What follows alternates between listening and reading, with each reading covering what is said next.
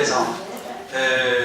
Il faut, avant de passer aux délibérations une par une, de redécrire un petit peu le paysage, mais bien en particulier la question que M. Van posait tout à l'heure. J'aurais peut-être pu attendre qu'on arrive à cette délibération pour la poser, mais enfin, on va essayer de répondre un peu plus précisément à ces soucis. Les décisions des affectations des subventions en 2016, c'est la première année où on a un paysage qui est complètement, comment dirais-je, éclairci par rapport à ce qui subsistait en 2015. Je m'explique. M. Donial l'a d'ailleurs signalé tout à l'heure. Il n'y a plus de personnel détaché aux offices, alors qu'il y en avait encore sur l'OMS jusqu'à le milieu de l'année dernière. Il n'y a plus de subventions attribuées ni aux offices ni aux comités de jumelage, qui n'ont plus de fonctionnement municipal affiché. Donc ce sont des choses qui ont été effacées, en particulier l'impact pour l'OMS. C'était 10 000 € de subvention en 2015, qui n'existe donc plus en 2016. On ne peut donc pas établir une comparaison entre 2 années sur ce point-là, par exemple, puisque une entité qui fonctionne à un moment donné qui ne fonctionne plus, on ne peut pas faire de parallèle. Il y a, indépendamment de ça, un certain nombre d'autres événements qu'il faut signaler qui ont un impact quand même assez sensible sur les subventions dont il s'agit.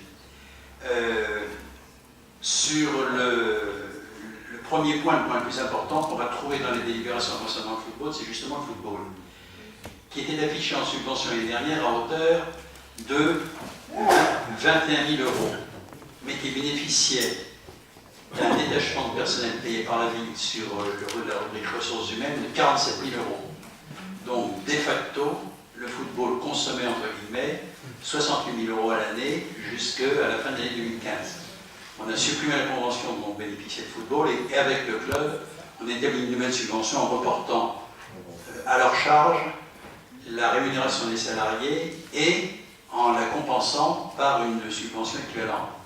Et dans cette opération-là, qui est transparente en termes de ce que la ville supporte dans la participation au foot, dans cette opération-là, on a gagné 7 000 € puisque l'équipe du foot a proposé des contrats dans le cadre d'une association qui est moins de 10 salariés, qui finalement coûte nettement moins cher que ce que ça coûtait à la ville quand 2 personnes étaient rémunérées par la ville.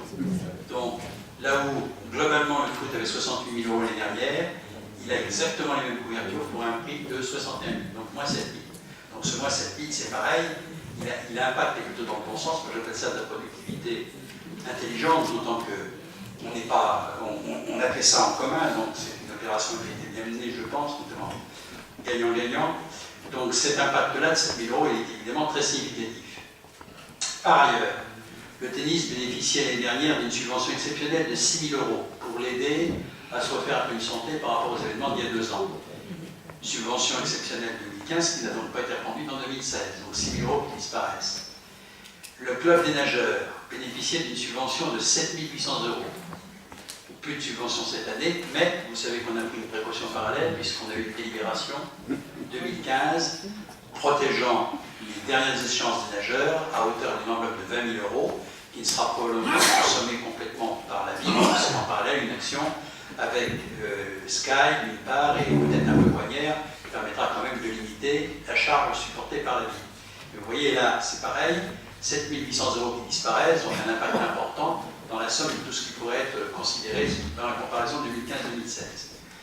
Et puis, il y a eu la suppression de la subvention de la mission locale départementale des Yvelines. D'ailleurs, la mission locale, dans un premier temps, n'a pas demandé de subvention, mais elle l'a fait extrêmement tardivement, une situation qui n'est pas forcément très claire, mais on a décidé de ne rien leur affecter, éventuellement, M. Legal, quand on en parlera tout à l'heure. OK ? Et puis alors, il y a un choix qui a été fait, qui est aussi très impactant dans la comparaison 2015-2016, qui est la suppression de la subvention à Mopti. Mopti bénéficiait d'une subvention de 5 000 €, on a passé à 0. Et là, il est important de noter que Mme Roche et moi-même avons reçu l'équipe de Mopti, en leur expliquant que comme ils étaient une ONG qui était financée essentiellement par l'État, et la subvention de l'ONG Mopti est de l'ordre de 700 000 €. Il est donc logique de ne pas rajouter une participation très marginale de la ville et de laisser ces moyens-là au bénéfice plutôt des associations purement bourpasiennes. Je cite la réaction de l'équipe de Mopti qui nous a dit en très clair, on aurait pris exactement la même décision que vous dans le contexte actuel, n'a absolument rien à dire, et surtout s'il y a une critique là-dessus, elle ne viendra pas de l'équipe Mopti. Donc on ne leur demandait pas ça, on a eu une conversation d'ailleurs. Par contre, on a évidemment garanti ce qui nous paraît être absolument fondamental dans le fonctionnement de la ville, c'est-à-dire l'hébergement continu, ils ont un local, ils l'utilisent, et évidemment, il n'y a de notre part aucune, comment dirais-je, aucune intention meurtrière sur ce point-là. Donc on a quitté Mopti après avoir fait un point très positif, je pense, très très positif, et où ils nous ont peut-être même un petit peu à notre surprise, pourrions-nous dire, un peu devancé dans la conclusion, c'est eux qui l'ont fait à la place. Alors il est bien évident que quand vous additionnez toutes ces sommes-là, ça rabote la comparaison possible entre 2015 et 2016. Et une fois qu'on a dit tout ça, et qu'on prend plutôt le tableau qui est donné dans vos documents, qui passe en revue toutes les associations que je vais appeler standards de votre part, elles n'ont quasiment pas bougé, voire même augmenté, puisque au niveau du football, on a augmenté les soutiens d'un certain nombre de clubs qui en avaient besoin, le tir à l'arc, le badminton, la gymnastique et l'encore pas, qui est en train de monter en puissance en termes de, et M. Pita pourra répondre aux questions là-dessus, monter en puissance en termes de performance et en termes de représentativité. Donc finalement, si j'ai pas refait la somme détaillée